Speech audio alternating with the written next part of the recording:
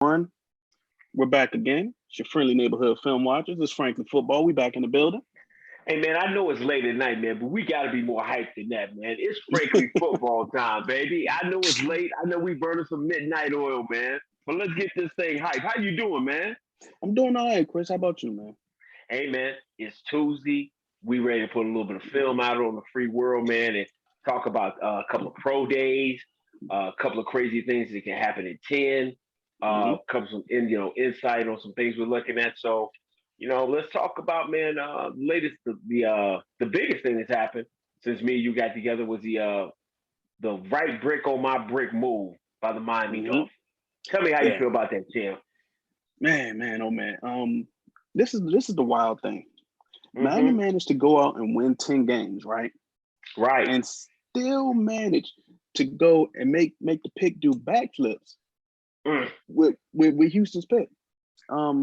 Because if you think about it, they landed Laramie Tunsil because of the infamous gas mask incident, right?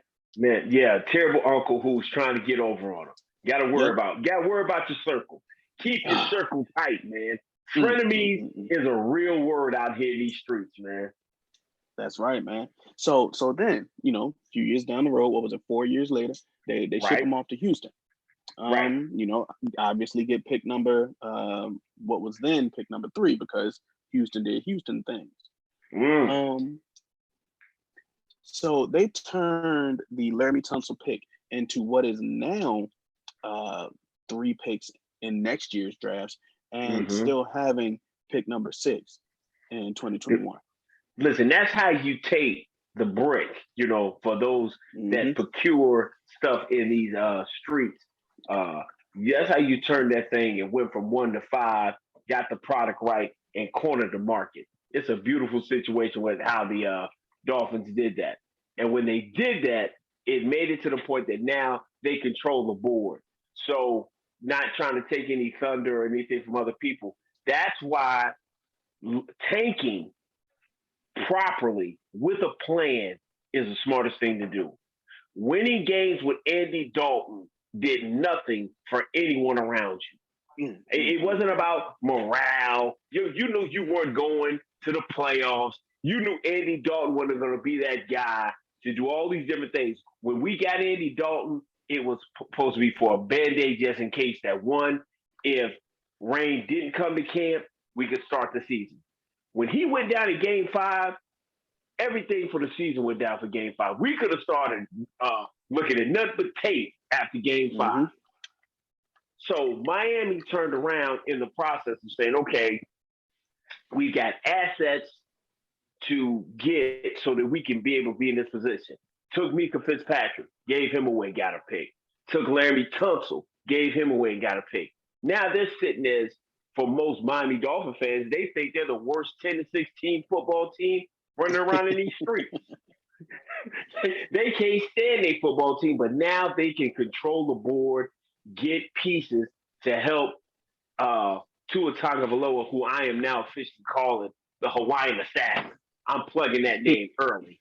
I'm getting You that got to, early. man. I You got I got got to it because early. if Go they ahead. build their team right, they can. Because here's the thing: Tua's biggest Mm-hmm. struggle was coming from Alabama. He was used to his receivers being Alabama open, and Okay. in the NFL, it's not like that. You protect him, get him weapons, and it could turn around and be a great thing. Right. And this is honestly the year to do that Right. because there's plenty of offensive talent in this draft. A gang of it all across the board. You can get him, but I don't think he suffered from being coming from Alabama. I think he suffered from one coming off the injury and not having a full off season, not having that May, June, July, being in the facility, being able to look over Absolutely, tape, being able to do that to get him ready for NFL season. So I think absolutely. a year fully removed from the injury, a full off season, those magical peanut butter sandwiches that the NFL has, he will be everything that we thought he was when we saw him in college. When we saw him in college before Joe Burrow's amazing season. Tua Tagovailoa was going to be the first pick in the draft. That's right. We thought he was Absolutely. amazing. So I don't think him having a situation where a team that's got the ability to make moves on the board, they can control the board for the next 2-3 years Yes. with those two multiple Yes. first round draft picks and move around. Absolutely. So I think they made a good move. I also want to Now, look at what you think about. What do you think about with the Eagles and their move?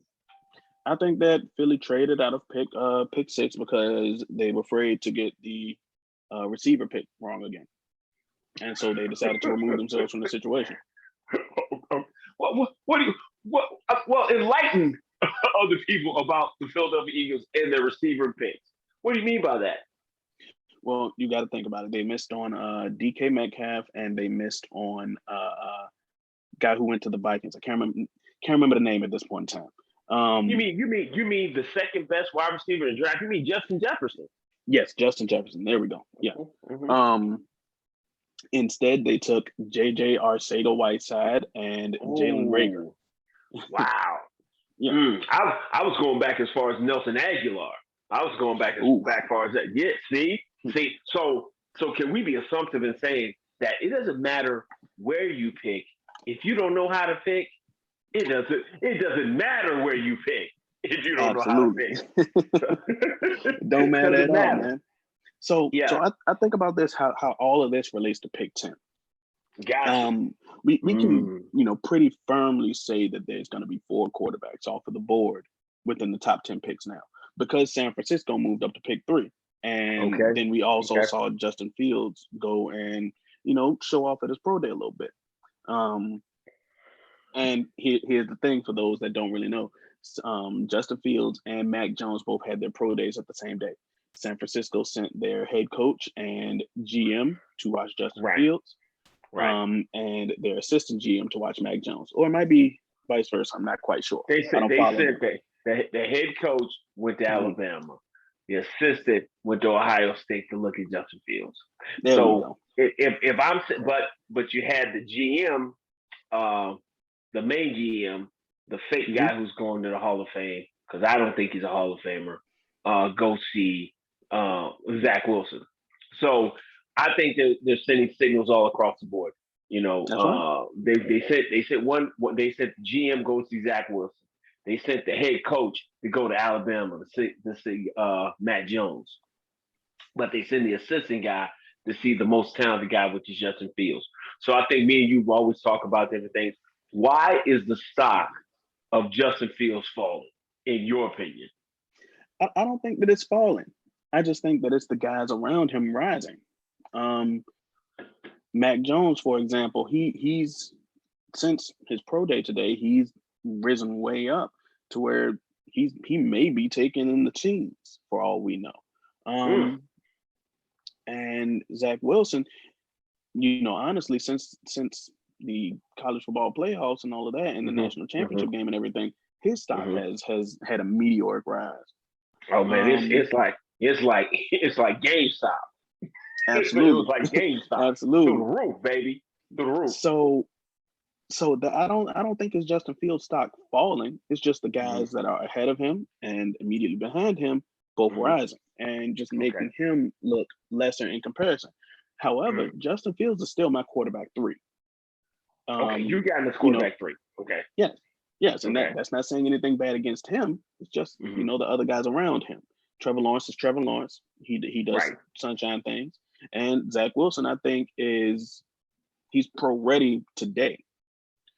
Justin Fields, I think it may take him a half a season to get where he needs to be, but I think that if you compare him to someone that he can directly correlate to, like Trey Lance, he's more pro ready than Trey Lance. It may take Trey Lance all of year 1. Justin Fields will be ready week 7, maybe week 8. I think we are we got new toy syndrome when it comes to Zach Wilson. I'm not going to dismiss Zach Wilson's talent. I'm dismissing Zach Wilson's level of competition. Before walking in, kind of like a similar thing with Trey Lance. Is what both of them. I'm not sold on Trey Lance's level of competition. I'm definitely not sold on Zach Wilson's level of competition because, I'm like J. Cole would say, "Fool me once, can put the blame on you." Right? Right? Right? Well, fool me once, shame on you. Fool me twice, can put the blame on you. See, I think we're walking around right now with the recency of Zach Wilson and Trey Lance, like, oh, this is it, because we sat around 5 years ago and said the same identical things about a once now Indianapolis Colts quarterback, Carson Wentz. We talked about his upside, all these different amazing things. And here's the one thing we didn't have. We didn't have a lot of film on him. We didn't have a lot of film on Carson Wentz. So when they started talking about the big, strong arm quarterback out of North Dakota, South Dakota, out of Dakota, somewhere where we hadn't seen, we kind of fell into that trap. So I think we look at the Carson Wentz situation where we didn't have a lot of tape on him and how he blew up, and then you got the Josh Wilson, Josh Allen. I'm sorry, Josh Allen experience, because you didn't have a lot of tape on him in Wyoming, and now you're saying, okay, Josh Allen 3 years ago removed most inaccurate quarterback, this, that, and the third. Now we're looking at him as possible the best quarterback in the AFC East. So now we fast forward to now. We don't have a lot of tape on Zach Wilson. We don't have a lot of tape on Trey Lance. But you got a lot. You got the 12, the 19 some odd games that you have of Justin Fields, and now you downgrade it. You downgrade him, but he was still the second best quarterback coming into the season before COVID and the whole world happened. You see what I'm saying? That's right. So I totally understand. I totally understand. He just can't sling that thing like Zach Wilson, man. He made the same identical. He made the same identical throw going the opposite direction that Zach Wilson did today in his pro day. So where Zach Wilson turned around and flipped it to the right, Justin flipped it to the left. So I am not discounting that Zach Wilson has an NFL arm. I'm not discounting that he is not an NFL caliber quarterback. I just don't think he's quarterback 2 in my book. I'm still going to stand on Justin Fields. I'm still standing on Trevor Lawrence. Trevor Lawrence is can't miss, box office, out gate day one, saves the Jacksonville franchise. That's what we're looking at him. But as for my number 2 guy, I'm still rolling with Justin Fields. I think Justin Fields, if he goes, I'm praying he goes somewhere where he doesn't have to save a franchise. I think he can help a franchise be great. I just don't need him day one having to save the franchise. Does that make sense? Oh, so you're saying you would hate for him to go to the Jets? I would absolutely cry my eyes out for another team, for another young player to go to play in the city, in the city of New York, in that situation. I believe that's a terrible, terrible situation for any young quarterback to go to a place where he doesn't have something that they do great. There's nothing great that the Jets do except for fail. And they do that amazingly well. So I would hate for them to get Justin and have him there. And I like pieces they have around him. I don't think Sam Darnold is this big failure that the whole world thinks he is. I think I don't think he's. Listen, this is what I believe. I believe quarterbacks get great the light comes on. They've seen enough tests. They have enough starts. Year 3. Sam Darnold coming out of USC was the safe pick. Okay, Sam Darnold was an upgrade over Mac Jones. He didn't do it. Mac Jones doesn't do anything amazing. He does everything okay. Sam Darnold doesn't do everything amazing. He's safe. He's solid. He just hadn't had pieces around him. The guy unfortunately caught mono, and then he had a team that had no weapons around him and let guys walk out the building. Well, I also think about it like this: a guy can get burnt out in the city, and in Sam Darnold's time in New York, he may have peaked. If you go and see him in another city, he may have a chance to rebound his career. But I think that in New York, he can't get any better. Not with, for example, who their front office hires, like Adam Gase. That was a horrible acquisition. So you saying Sam Darnold may have a Ryan Tannehill type resurgence going elsewhere. I hope so. Okay. I think that Okay. would be great Okay. to have Okay. him maybe start off as a backup and then play his way into, starting position, kind of like Tannehill did, because Tennessee eventually got tired of Mariota, stuff like that. But yeah, whatever his situation is, I just think that if he goes somewhere else, he can get better. But staying in New York, his time is up. It would harm him in his development to stay in New York. So if we're go ahead, and that it's like that for a lot of guys. I think that Tannehill was the prime example of that happening. Okay, good young quarterback, a lot of upside, just in a situation where he couldn't grow and flourish, and didn't have pieces around him that other things were great. In Tennessee, he's got a very, very good, solid defense, got an amazing running game with Henry. He can go and do. He doesn't have to be. They don't have to win on his arm. That's a great situation for him. Yeah. So you think if Darnold gets out of New York, that's the situation. So like you were saying, we're looking at maybe 3 to maybe 4 quarterbacks going in the top 10. Trevor Lawrence, Justin Fields, Zach Wilson, and maybe Mac Jones. We don't, outside of Trevor Lawrence, those other 3 can go any kind of direction. So if that's going to happen, we can be assumptive and say one of the 2 tackles can go, right? One of the 2 tackles can go. Panay Sewell can go. One guaranteed, maybe 2. One, okay. Now we're looking at the wide receivers. Could Jamar Chase, Damian Smith, Waddle? Can Waddle go? So we've just named off 4, 7. We're on 8 players. Now it's 2 wild cards in this whole thing. Yeah. 2 wild cards in 10. So we can go with the name that they kind of plugged to us as being that guy, young Patrick Surtain, who is cornerback 3 on my chart. He's cornerback 2 for you. He's number 3 as well for you. He's number 3. Yeah. So he's number 3 on both our boards. Or we take the anomaly, which is Kyle Pitts. So I think about this. I think about it like this, man. A house needs a foundation, right? Okay.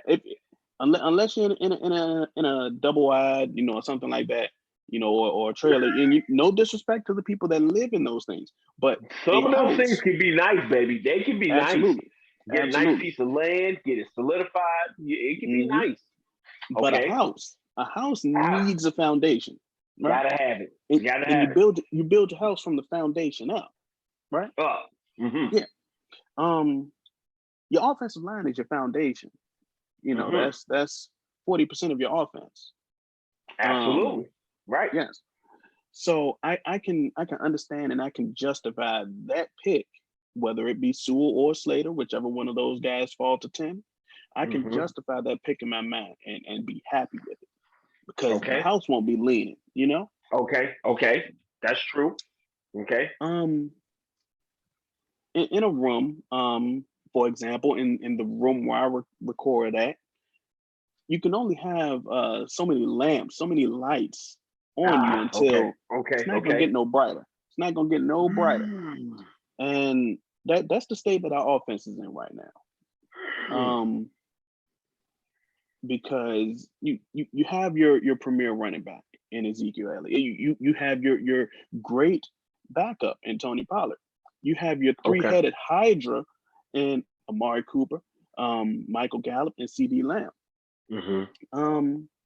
And you have your pretty good offensive line when healthy. And of course you have your $40 million man at quarterback. Okay. The room is pretty bright. You see what I'm saying? Okay. The room is pretty bright. Okay. Is adding one more LED light in the room going to make it any brighter? And what I mean by that is taking Kyle Pitts going to improve the offense by a degree that will be extremely noticeable. When at the same time, The front and back door ain't got no locks on it. So people can run up in the house all day long. Okay. And they can ramshack your house. There we go. Okay. All right. Man, listen, first and foremost, I like the analogy. I like the analogy with the lights. I'm looking at it like this. I'm going to age myself. I've almost got Voltron completed. I almost have Voltron completed. Okay. My offensive line. First off, I got my main piece. I got my quarterback. Yeah. I've got my running. Boom. Boom. That's the head. Bah. Head is good. Good. Yeah. My body is getting stronger. Okay. But it's weary. You know. Yeah. I've got my God left tackle. I've got my premiering right tackle. I've got a Hall of Famer at right guard. My center is gonna be steady, and then I got to fight at left guard between two guys. And I can really, whoever loses, I may have a double swing potential. If Connor Williams wins, then Connor McGovern's my swing guard or swing center. I'll guess. If Connor McGovern wins, Connor Williams is now my swing tackle or swing guard. Yes. He's got that ability. Okay. So now my body it's not super strong, but it's there. My running backs, steady. My wide receivers, amazing with upside. But now I can really make my sword like really sing if I get a Kyle Pitts. Now I'm on record. It's on Twitter. I'm like nobody but him. I wanted Rashawn Slater. Okay, but when you're picking in the top 10, you want to go ahead and get the best player available. You don't want to get pigeonholed and saying, "Okay, I've got to have a tackle." I want to go get the most explosive player available. At 10, if Kyle Pitts is there, I run and take him. I don't get a cornerback at 10 because I run a defense that's primarily a zone coverage type defense. So if I don't go take Patrick Surtain and I want to go get an off ball cover 3 zone type cornerback, I'm going to get Craig Newsome in the second round and be ecstatic. Okay. If I miss out, if I turn around and make my offense to the point of going being 40 burger to like 50 burger every daggum week.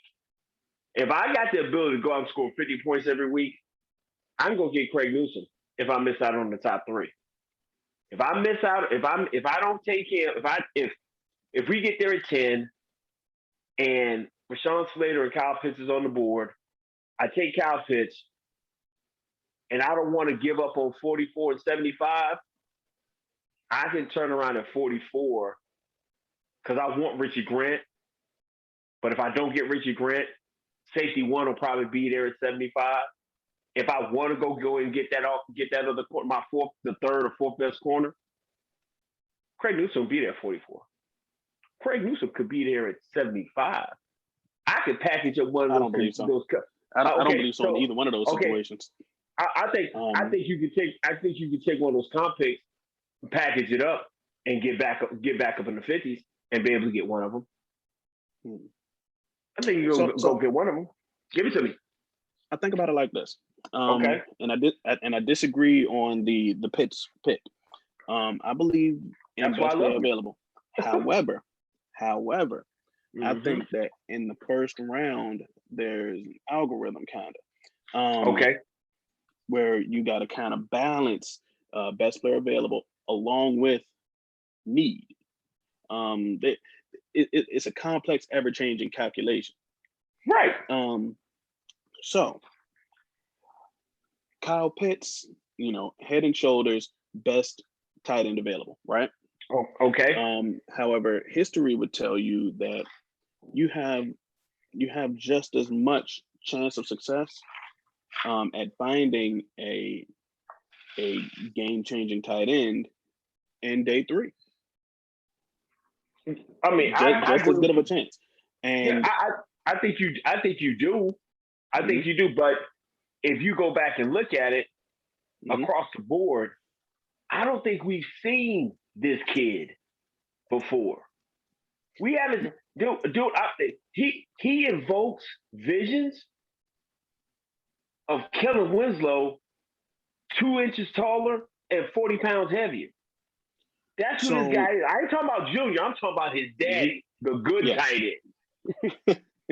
The good one.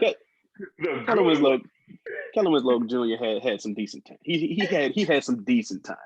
Listen, man, he had some decent time, but he also had some nefarious actions off the field that, hey, come on. But Pitts puts you in the mindset of being that guy, and he gave work to all 3 of our top corners. He gave them all the business. Yes. Now, here's the thing, though. At the same time, David Njoku was kind of like that game-changing freak athlete, kind of. I think David Njoku was just... here's one. OJ Howard, and T.J. Hockenson. T.J. Hockenson was supposed to be those athletes who were game-changing at the position. It remains to be seen on T.J. Hockenson, but OJ Howard is kind of stepping on to the next stage of his career at this point.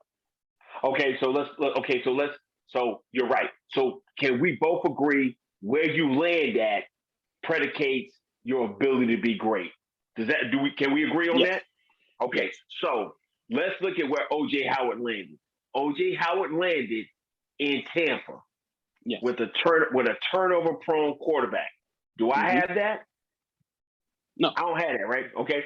TJ Hockenson went into a situation where he had a guy with everybody said has a great arm and all this other, but I don't think they had a great situation for him to fall into. Like, he went into their situation as a number 2 option. Yeah. Right? So if Kyle Pitts falls into Dallas and I run 12 personnel out, who I'm doubling? Well, you barely doubling anybody now. So let's get that stated. Okay, so I'm not gonna double my route running mastermind in Amari Cooper. If I do that, I'm not gonna try to double CeeDee Lamb in the slot. So in every situation, Kyle Pitts is gonna get a 3rd or 4th best cover guy. He's gonna either get a linebacker or their 3rd corner. Well, and here's the thing. Whoever you draft, if anybody, is going to get that situation. Okay. So they have the opportunity. Whoever's there, whether it's Jarwin, whoever's there. I'm listening. I'm listening. Whoever's there is going to have the opportunity to be lined up against a linebacker or a 3rd corner. Okay. So go ahead. I don't need to kind of like hedge my bet with elite play at that position. Like we said, it doesn't have to be all pro everywhere, Yeah. Okay. And with that being said, like I said, whoever we draft is going to have the opportunity to play lined up against the linebacker or corner 3. Put that up against the difference in talent between Rashawn Slater or Penei Sewell and whatever lineman we choose to draft in day 2 or day 3. Okay, so I see what you're saying. So what Brandon is saying in his infinite wisdom is, I won't say infinite. Well, okay. In your estimation, the fall off from tackle 1, tackle 2 to tackle 3 and tackle 4 is like falling off the Grand Canyon, taking a step off the Grand Canyon. Okay, it's like Thanos throwing us off the cliff, man. Oh my, okay, but I understand it. I'm just saying, in the first round, you want to take the most dynamic, explosive player possible especially when you have the ability to get him right there. Whereas you could take the safer pick in a Rashawn Slater or Penei Sewell and solidify your offensive line, and make that a strength upon strength that you could walk into next year or the year after, for years to come. So I see what you're saying. If I take Rashawn Slater is going to be a dynamic player for 8 to 10, 12 years in the league. If I take Kyle Pitts, I'm going to have the most explosive offense in football, and I'll be able to go out and battle anybody, anywhere, at any time. And there's not a team I'd be afraid to go play. Not a team I'm afraid. Now let's not get this misunderstood. Now, there's not a team that I'm afraid to play right now. With the I know, but I'm not afraid to play anyone. But if I had Kyle Pitts, I don't think there's a team that I go play that I don't think I can't score 40 on their defense. You can bring anybody. You bring anybody. I say that today. I'll plant the flag on that. I get Kyle Pitts. I'm saying I'm leading the league in offense in 45 points a game, and it gives my defense the opportunity to get a year to kind of groom and get better, and I can still be middle of the pack. Now, here's one thing that I've kind of been like, one idea that I've been playing with. Regardless of who you take in that first pick, you still have the opportunity to get safety 1 and one tech 1, in day 2. So this is kind of, it's a blessing. It's a blessing of this being an offensively heavy draft. Like we said, there are day 3. You can find Michael Gallups in day 2 and day 3 of this draft. And that will push guys like Ardarius Washington and Richie Grant down. That'll push guys like Marvin Wilson down, Ali McNeil, things like that. And those just so happens to be area of need. So, we can have our cake and eat it too in a lot of ways. So if you said, let's say if you walked away from this draft and said, okay, if I turn around, if I take Rashawn Slater, then my target of 44 is Richie Grant. Okay. And I feel amazing. And then in round 3, if I get Elaine McNeil, Marvin Wilson, Tyler Shelvin, one of those 3, and on the third one, I'd be fine. Yep. But I wouldn't cry one tear if I turned around and got Kyle Pitts at 10. I could turn around at 44 if I don't get Richie Grant. If I don't get Richie Grant, I sell out and go get a Marvin Wilson. And still on day 3, I end up with Ardarius Washington and Asante Samuel Jr. on day 2. I'm happy like a pig in slop. So that's something that we can kind of take solace in. Day 2 is really going to be where the scouting department makes their money, because of the way that the board is going to fall. You're going to have offensive linemen go mid day 1 or maybe the beginning of day 2. You're going to have receivers may fall because there's so many of them. I got you. But you're going to see a run on safety. That it always happens. The great safeties is going to be a run on. And so it's only really 2. There's only been 2 great safeties. I think 3. I think 3, but that's splitting hairs. Gotcha. That's splitting hairs. So you'll have that run where teams are going to jump at the opportunity for those guys. Those top corners are going to go. So yeah, man, it's one of those situations where we're going to benefit from everyone else's panic when those guys start to go. Yeah, that's true. That's true. You're right. So one thing that we hadn't really talked about, we talk about trade down scenarios. I think I'm the last of the Mohicans when it comes to trading down. I still, to this day, would love to trade down to about spot. Right now. right now, I would trade down to spot 15 and pick up an extra second and maybe extra fourth. I get season it up a little bit. Today, but you I would go, you definitely big trade. so okay, with what you have on your football team right now, you're still willing to trade down. You got to enlighten me on this one, bro. This is one you haven't. This is one of your pinky in the brain moves that you got on me that I can't see right now. I'm looking at right now, sitting there. I've got the board wide open for me at 10. I can either go take the best. I can take one of the two best uh, tackles in the draft. I'll be able to take the most explosive tight end in the draft. I'll be able to take my corner one in the draft right there. Going to 15, I'm going to miss out on all those guys. I can end up getting wiped out and ended up with an off-ball linebacker, a middle linebacker that I already got, and what else? Talk to me. Give it to me, my friend. So you just say, what are we going to do this year, Brandon? The same thing we do every year, Chris. Try to take over the league. Try to take over the league. Give it to me. So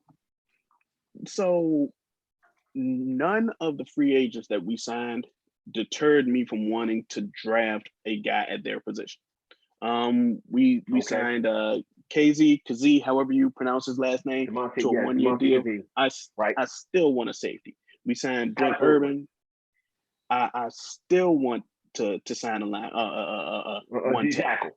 We signed Keanu Neal. I still would like a linebacker. So that all of this was safety nets. I'm not interested in changing my plan because none of the guys were game changers. Okay. So if I can move back, get more picks, and really rebuild my team, because I think that your team is built in the draft. That's where you build your team at. Free agency, as we see, is to bolster. For depth. Yes. In the Dallas Cowboys, we believe in getting free agency just for depth. Every guy that you have right now is a depth guy. From Gesicki at tackle, he's a depth guy. From the guy from we got the D tackle we got from the Texans, he's a depth guy. Really, he's a guy to be able to keep guys healthy until Trigger Trey, Tristan Hill gets back. He might not even make the team. Right, that's what I'm saying. He's a practice body. Keanu Neal, you're trying to make him to the point you can make him a kind of a hybrid. Like you said, everybody you named, even the signing of Jordan Lewis as your free is bringing him back doesn't prohibit me from going and getting a corner. So because here's why specifically with Jordan Lewis, him and Anthony Brown have been fighting now for 3 years. Anthony Brown has won every year. Yeah, he's beat him out every year. So why would that signing deter me from taking a guy who would probably beat out the guy who beat him every year? Okay. So I see what you're saying. So in your mindset, moving away from Rashawn Slater and Kyle Pitts, the pick up an extra second. The pick up an extra second. I understand. I understand what you're trying to do, Pinky. I mean, Brandon. But I am so reluctant to trade away from great players in the hopes of everything falling a certain kind of way for me for the second and third. That's why I think you go and get a dynamic player in free agency so that you can go ahead and get that game changer, franchise building foundational piece in the draft that you can control for 4 to 5 years. That's why I think you should have went ahead in free agency and went and got a Jared Reed for a 1-year deal. I think he signed for pennies. So there's nothing saying that we couldn't do it. Right. So I'm not worried about going into the second day 2 or day 3 and having to go get my D tackle for the future. I could have got Jared Reed in free agency. I could have went out and I don't think there was a corner that I wanted to foundationally build with. But I could have went and got a safety. I could have went and got a safety. I could, So I see what you're saying. And to solidify the offensive line, I love having Rashawn Slater at 10 if he's there. But what I'm hoping happens is that somebody takes Cal Pitts off the board, so I'm not having to look at him at 10. One of these quarterbacks don't go as high, and then somebody wants to come up and give me a little bit more bread, and I can get my product out on the street at 10. I won't be able to write much on my brick, but I'll be able to get an extra pick and go to day two and day three and make some different moves, like you would say. So this is one thing that I did some research on today, right?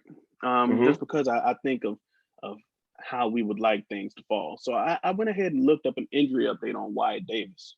Buckeyes guard. Yes. Turns out he did not blow out his knee. Okay. So, obviously was on crutches during the national championship game. Right. But he just, I guess, just tweaked his knee, and they wanted to be better safe than sorry. Yeah, it's two guys in Ohio State I want you to talk about, but go ahead. So I think that now he would probably be a mid-late, probably in the 20s, first-round player. Okay. Just because he may have been early teens, probably 14 prior to the injury, but he just keeps getting bit by the bug. So he may be one of those 20s guys. Can I interest you in a guard, Chris? Okay. So here's my question. This one I want to ask you. So how often was Wyatt Davis hurt in college? 3 times in 2020. Now, did me and you had this discussion had we talked about not getting injured guys in the first and second round where we were playing this wait and see type approach with them? We said we wanted to go get day one, sign him, get him the OTA type guy out the gate. That's what we talked about. We had talked about that, right? Yeah. So if we've totally wiped Caleb Farley off the board for us until at least the 5th round, Wyatt Davis, we're saying, has the ability to, because he's a guard, right? That's right. Guard center. He's played some center as well. I already got my guard center. I got my guard center fight already. If I'm going to go take anybody late, I got to go look at a tackle, or I got to go get a game-changing guy on defense in those 15 to 20 time area. Because if I go down to 15 where you want to go, I'm still going to be in position to get one of the top 3 corners. Maybe. Maybe. But come on. I'm in a weird position with corner. Okay. Because my corner 2 is a guy that, due to character concerns, won't be taken until probably round 3. Hey, listen here. I don't care how many times we got to go over this. If you keep enough water in your trunk, you can keep a baby seal in the trunk. If you got a mixtape that's hot out here on these streets, people need good music, man. Nobody is taking me off being Kelvin Joseph, being that guy that I can take in the second and third. I need some mean, edgy guys on my defense. Everybody on my defense is nice, clean cut Boy Scouts. I ain't got no gangsters, man. I won't mean, but I don't want aggravated assault, Chris. Listen, it's only what you can prove. It's not what they say, it's what you can prove in court. Do you understand that? Say it. It's not what you allege, it's what you can prove. I'm taking Kelvin Joseph if I can get him.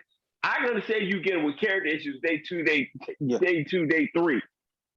In the top 20, top 15 picks, I want to go take that one guy. So if you get down to 15, would you take a secondary player, or you want to take another offensive lineman? Well, you gotta go get a tackle. I'll tell you one thing. The fear of Rashawn Slater being taken is a lot lower now that San Francisco is not at 12. I can tell you that much because they would have been the team that needed an offensive lineman, would have been a deterrent for me trading up. So you're saying you don't think anybody else after? So you're saying Philadelphia wouldn't take him. Washington probably would. Washington wouldn't take him. I wouldn't trade down to 19. 16 is the lowest I would go. Okay. Who's the 16? The Bears? 16 is the Cardinals. I've been saying for a while that ideally I would swap with New England at 15. Of course, the need has to be there. So if Kyle Pitts is there, and they want to, sweeten the deal enough, Okay. Okay. But they just paid two guys in free agency. So I don't think they're coming up to get him. He's a rookie, man. He's a rookie. So luckily for the next 4 to 5 years, he won't be receiving a contract anyway. Whether they pay guys or not, I'm not a Patriots fan. I don't have to concern myself. Yeah, I don't have to worry about that. I don't have to worry about that issue. Absolutely. Okay. Absolutely. So, I'm still Captain Trade Down, man. I am still Captain Trade Down. You're still riding that horse. I'll give you that. Yes. Okay. You have to work with me on that. That's just, well, not just. That is mainly because a lot of the guys that I like are in that mid day 2 range toward the end of round 2. That area. I got you. So I got you. I don't want to give up my picks. So I don't want to give up that 5, 6, 7 that I have in order to move and get more picks in that late day 2 range or mid day 2 range. I want to procure as much of those as possible. So you're trying to get 10. You're trying to get all 10 picks. I don't think we need all 10. I think we maybe 7. I think you need 7. I don't think you need all 10 because of those 10 guys, the majority of them are going to be depth anyways. And you're going to end up losing at least 2 guys, I think, coming in the next year to free agency. So the year after, you're going to end up with comp picks. You follow me? I do. And the wheels are turning. So what picks are you willing to live without? 5, 6, and 7. If I can, right. Would you sacrifice? Let's see.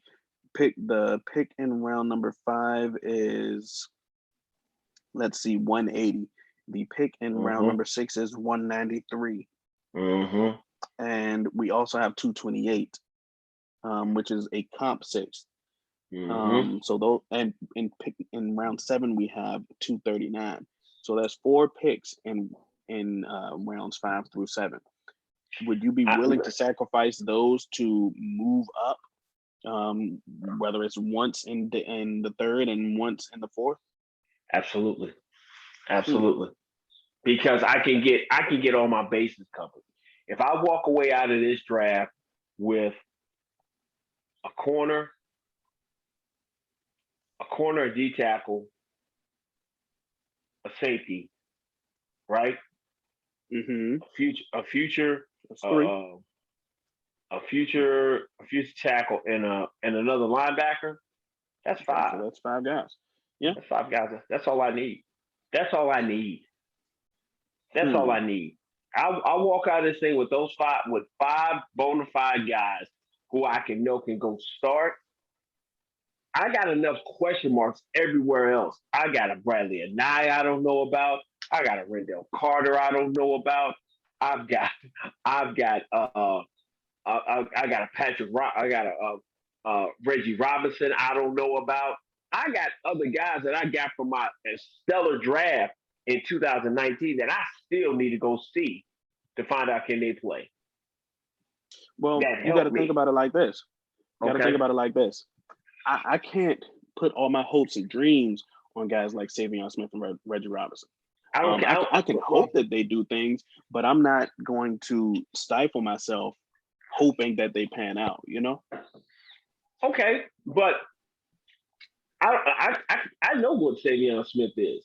Savion Smith's a practice guy. I got no idea what Reggie Robinson is. I picked Reggie Robinson last year, and the mindset of thinking he was going to be able to get on the field, and I don't know what he is. Um, I know I got to look at one more year with Dorrance Armstrong, and I want to let Dorrance Armstrong go play well enough on special teams to go somewhere else because I want to find out. I want to find out what Bradley and I is. I want to find out why I brought Rendell Carter back. If I need another special teams guy, Rendell Carter's got to be a special teams guy. Yeah, I got to be able to find out can Bradley and I help me with some snaps with Randy Gregory and DeMarcus Lawrence. So I need to figure out if a Bradley and I can still whoop on Panay Sewell, man. I'm pretty sure he can. That's what it's gonna come down to. I'm pretty sure he can. So that's what I'm saying. I don't need 10 picks. I need maybe 6 guys to help bolster what I got. So let me take those late 5, 6, and 7s and move up and get some guys. Listen, I trust everything I do in round 1, round 3, and round 4. Round 2 for the Dallas Cowboys is always the mystery round for me because I'm going to get a guy that's got some questions on him. You don't believe me? Have some injuries. And got some injuries. You don't believe me? Let's run down the list. Bruce Carter, Sean Lee, my main man Randy Gregory, Tristan Hill, Connor Williams. Second round, I'm always in the bathroom. I'm rolling dice in the bathroom in round 2. I know in rounds 3 and round 4, I go find guys. Michael Gallup, Chidobe Awuzie, Chidobe Awuzie, Ray Dakota Prescott, I go find guys. I go find guys in round 3, round 4. So if I can take that 5, 6, and 7, move up, and solidify myself with 5, 6 guys, I'm happy. Absolutely, and I think that's the main thing. And luckily, we have the team that puts in the work in draft season to make it happen. Right, man. Listen, they put in the work just like you've been putting in the work, man. I'm telling you, man. I'm so excited, man, about everything we're putting together, man. We've been talking about this big board. We've been working on. Brandon has been on me about getting the information to him. We've been, grinding this stuff out. But we got that coming down the pike. I think I feel the same way you do. I don't want to put it out too early because it's going to change on us. We're going to see somebody else.